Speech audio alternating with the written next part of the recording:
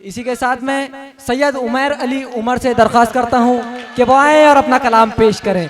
सैयद उमैर अली उमर, जोरदार तालियों से इस्तकबाल करें। तवज्जो चाहूंगा नौजवानों की।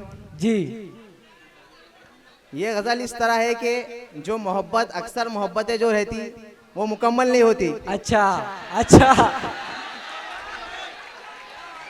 मोहब्बत जो है अधूरी रह जाती। हाँ उसी पर एक गजल है, समाज फरमाए। जी। चमक थी नजर में मगर धुंधला रह गया था। आए हाय, चमक थी नजर में मगर धुंधला रह गया था।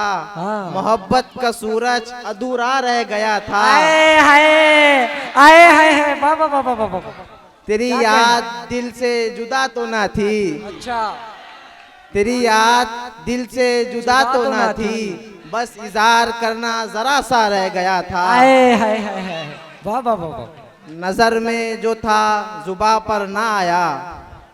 नजर में जो था जुबा पर ना आया, जो कहना था दिल ने वो रह गया था। आए हाय, आए हाय। तेरा अक्स हर सिम दिखता रहा पर। अच्छा, तेरा अक्स हर सिमत दिखता रहा पर तू खुद एक साया बना रह गया था। मोहब्बत के मौसम गुजर तो गए थे।